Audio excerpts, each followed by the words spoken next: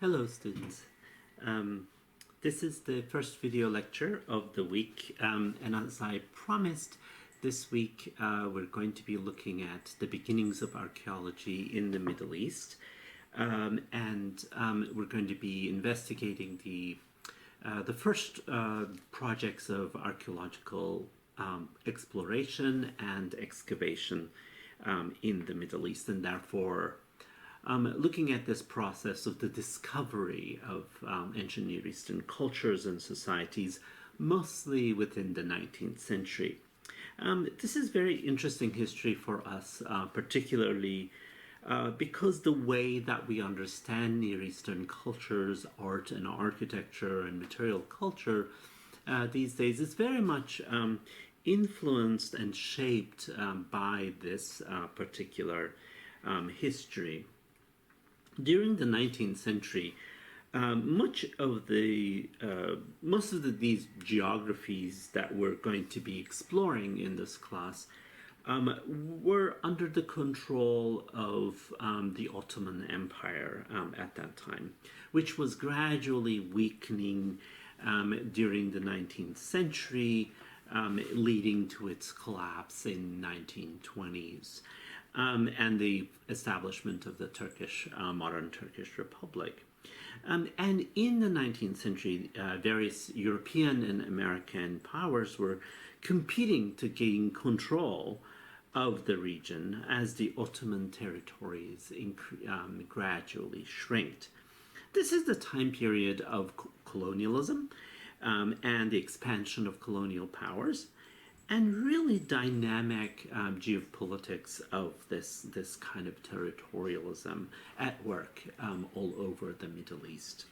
It's also the time of orientalism, when this sort of imaginary idea, this fantasies about the Orient, about the East, as a visual, literary, architectural system of representation and artistic system of representation was fully materialized.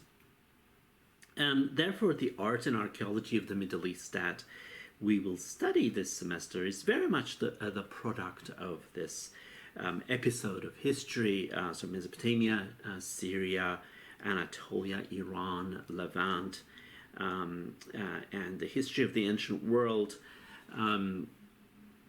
in these regions are very much this history is very much entangled with the 19th and 20th century history of the exploration of these Middle Eastern landscapes, and very intimately linked to each other. If you recall, last week we spoke about the Oriental Institute at the University of Chicago, which is an institution that links Chicago to the research of Near Eastern civilizations. And I wanted to start again this week's discussions with the Oriental Institute and its founder, John Henry Breasted, that you see on the screen. And he founded the Oriental Institute in 1919 as a center for research, archaeological fieldwork, archive, as well as a museum of Near Eastern and Egyptian artifacts. In the third lecture of this week, I will return to the Oriental Institute at the end and discuss the importance of such research institutions when we study the Near East, and we will have some assignments that are going to be relating to the institute, the Oriental Institute. Upon the foundation of the Institute, James Breasted commissioned a very interesting relief panel as the tympanum over its entrance, and this is something that we discussed in class, designed by Breasted himself and sculpted by artist Ulrich Ellerhusen. In this fascinating scene, the personification of the East an ancient Egyptian scribe on the center left, hands over a wall fragment from a 5th dynasty temple to the personification of the West, this kind of semi-nude classical person, meaning to represent the Eastern origins of the writing system and how it's being handed over to the Western civilizations. And if you recall, we discussed James Henry Breasted's concept of the Fertile Crescent that separated the Indo-European North and the Semitic South. And this is a similar kind of separation between East and West we are seeing between what is sort of Semitic and ancient and deeply rooted versus East versus the sort of the modern industrial progressive West separation that we're actually seeing, and so. And here, actually, it is very notable, and we discussed how the left-hand side of the panel are full of these kind of really ancient personalities: the Assyrian lion, the pharaohs, the Persepolis, the Sphinx, and the pyramids of Egypt, an Ottoman, an Ottoman sultan, and so on, and Assyrian rulers clustered on the left, whereas on the right we see a number of sort of Western individuals that are recognizable. And then an archaeologist, actually, as a scientist, that's actually depicted on the west side as well. So you can already see that archaeology is mobilized to build a specific vision of the world, a specific map of the world, in the way that Breasted wanted to see. And I will suggest at various times in this course that archaeology and cultural heritage are always political, are always contested politically in the public sphere. And imagine the role of Athens. Athens is classical Athens is Parthenon. The role that it plays in the kind of classicism, in neoclassicism, and in contemporary politics.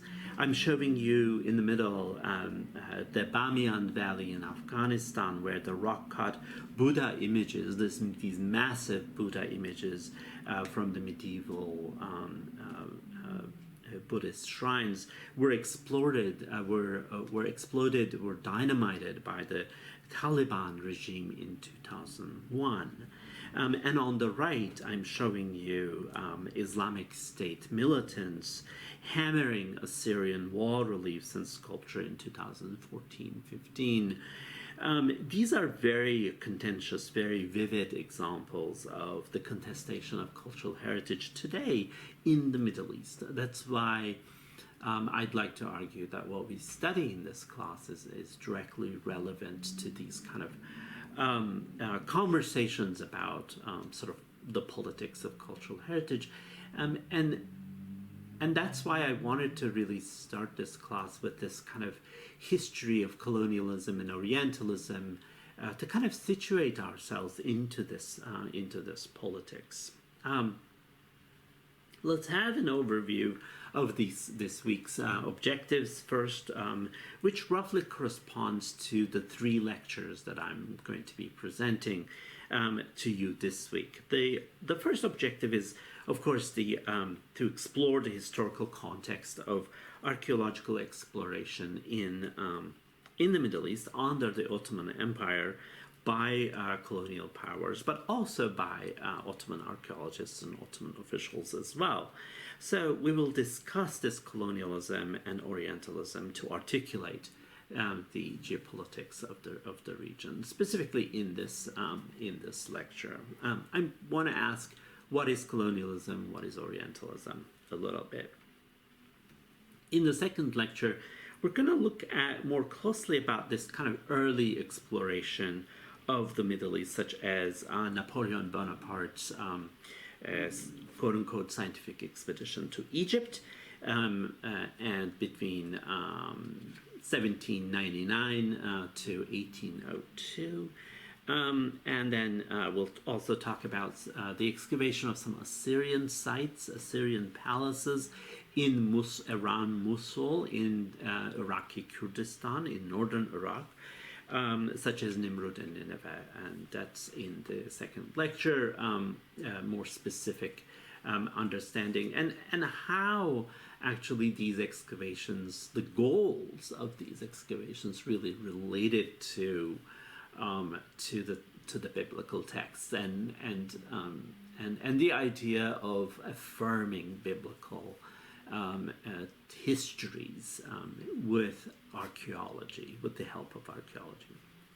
And in the third objective is to look at the idea of the Imperial Museum, and so to look at how all of this kind of sculpture and buildings and inscriptions and artifacts that are excavated from Middle Eastern sites in the 19th century ended up being sent to museums in the Western world, including the British Museum, the Louvre, the Oriental Institute, the Metropolitan Museum of Art, the Vorderasiatische Museum in Berlin, and various kinds of museums, and how these Near Eastern artifacts, the art and architecture, actually was met by Western audiences in the context of the Imperial Museum. So that's another thing that we're going to look at. And I want to sort of really point out a number of aspects of sort of how archaeology really functioned in this kind of 19th century context. First and foremost, it was very much part of a kind of a way of systematically knowing the colonized landscapes, surveying the land, mapping it, and studying its antiquities and its ruins, its antique riches. This is what archaeology kind of really entailed as a political tool in the 19th century. Secondly, it served to this very concrete objective of acquiring objects for Western museums and supplying them with their splendid collections. And this is actually coming around to be a major problem today in terms of because they were really built to create an image of the empire within the museum as an institution. And thirdly, archaeology also served as this religious function of discovering places, cities, and empires that were mentioned in biblical texts and biblical narratives. And archaeology really served this purpose of concretely legitimizing, making concrete this kind of biblical past, and really materializing and legitimizing a kind of a European claim for Mesopotamian heritage simply by affirming these biblical narratives. And fourth, and finally, archaeology was seen as this kind of, as part of this industrialist, mercantile, diplomatic package of interventions, colonial interventions into the Middle East, employing technologies and scientific methodologies in the colonial lands. And so this is a kind of, for example, I'm thinking the first thing that comes to my mind is the Berlin-Baghdad railway, and how much actually they turned into an expedition to explore the archaeology of that landscape. So all of those, the engineers and sort of workers built that railroad, that land that it crossed was also explored archaeologically through excavation and documentation and so on. So let's ask the question of, what is Orientalism, right? And it's basically an episode in Western humanistic thought as it is characterized and described in most famously this book by Edward Said called Orientalism that was published in the 1970s. We could say that it is a set of representations of the East, of the Orient, in literary, artistic, architectural, and visual representations, and a very particular and very political discourse about the East itself. And this, of course, comes out of not a single sort of unidirectional gaze from west to east, but actually from an encounter. And so we're going to see some nuances of what that really means. This is also related to the idea of the travel to the East that was very prevalent in the 18th, 19th centuries in Europe, something that all wealthy young male Westerners thought of as a kind of a process of coming of age, of their own transformation, having been educated in the sort of classical system to go see these places. And so in these sort of narratives, both literary and pictorial narratives and paintings, particularly oil paintings, but also in sort of architectural representations, the East appears as a kind of a exotic, sensual, colorful, but also decaying and often violent place of inertia. It's really quite, it has its really interesting paradoxes. We see people, Middle Easterners, appearing as lazy, indulging in ridiculous excesses of sexuality and eroticism.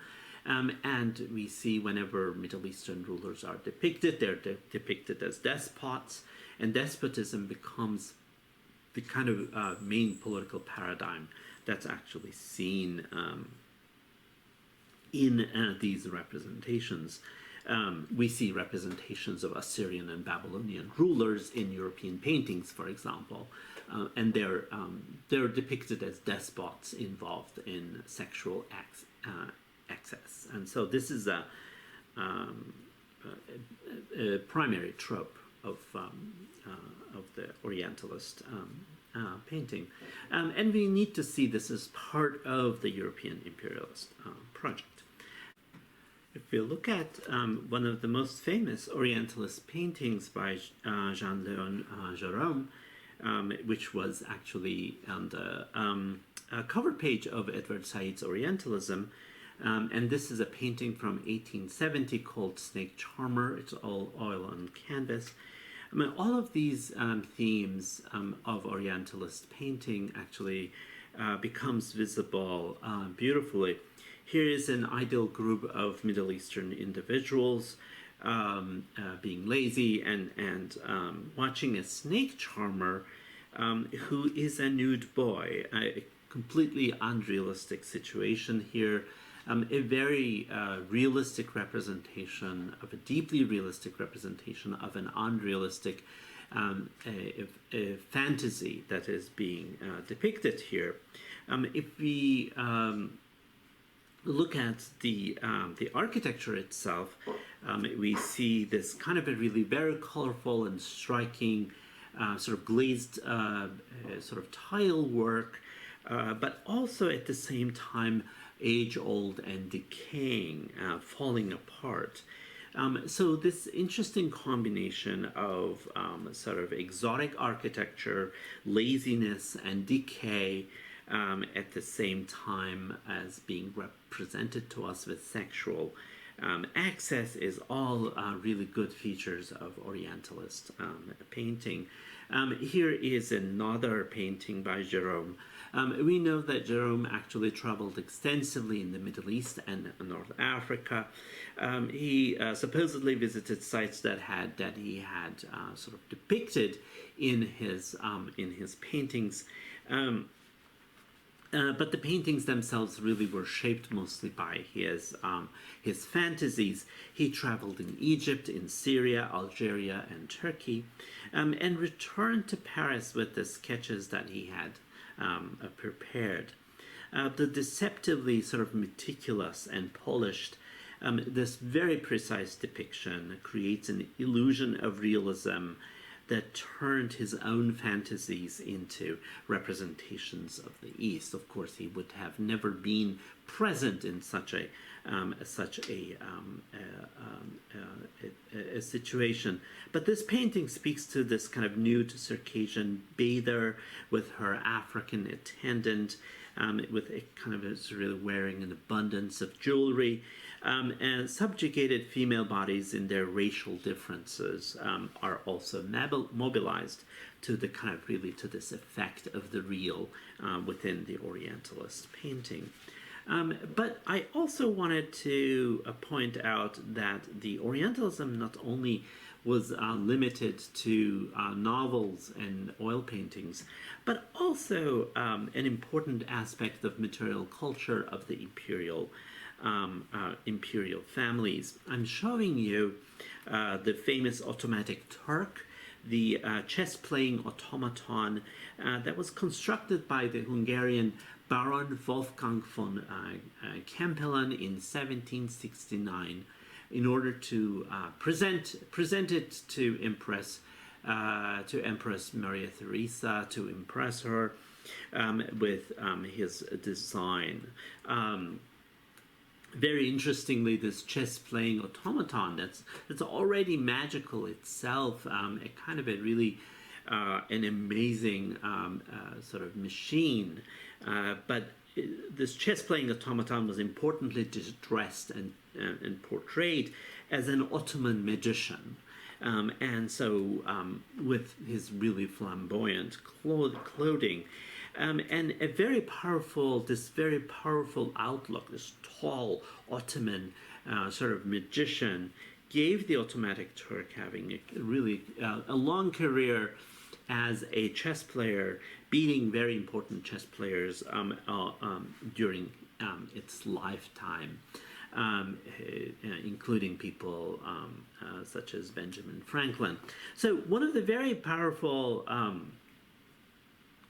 biblical stories, of course, is the construction of the Tower of Babel that we know from the book of Genesis, symbolizing the hubris of mankind to build a tower that reached to the heavens. As you may recall from the book of Genesis, God punishes them confusing their tongues, and sort of really locating the origins of multilinguality in this kind of biblical historical context. So in Peter Bruegel, the Elder's painting, we see the construction of the tower, and the sort of Babylonian king inspecting the project on the lower left. We also see at the same time the tower is already decaying, right? And it's falling down. It's fascinating. We see the tower being constructed that is the requirement of the story itself, but also requirement of an Orientalist painting that it should also be falling apart. And so it carries this fascinating sort of contradiction within itself. I'd like to wrap up my lecture by showing you a number of photographs from an Armenian Iranian photographer, Antoine Severguin, who lived between 1840 and 1933. Several of his glass plate negatives were discovered only after his death. really a few decades ago, are confronted by an immense archive of images that he produced in the 19th, sort of late 19th, early 20th century in Iran. He studied painting and photography in Europe and returned to Iran to do an extensive set of photographs, not only ethnographic photographs among the public in Iran, especially in traditional and rural communities. He also extensively documented ancient ruins, several photographs from Persepolis, Islamic and medieval architectural monuments, and I'm showing you two images from Persepolis that are very famous images that he has taken, but also architectural monuments like these from Islamic architectural history. So Antoine Severguin actually shows us that Orientalism is not a unidirectional movement, but one can find these alternative Orientalisms that at work with artists, individuals in the East, going to the West and being educated and coming back and practicing that Orientalism in which they were educated from a very different perspective. And so today, scholars are continuing the debate Orientalism as a complex episode of encounter that actually took place in Middle East and North Africa, and the representations, fantasies, and narratives about this world being the result of an interesting and critical encounter, and as part of a kind of the political history of colonialism in this region. So in the next lecture, I'm going to focus more on the sort of archaeological explorations and excavations that took place in the Middle East as the beginning of the exploration of Near Eastern archaeological sites.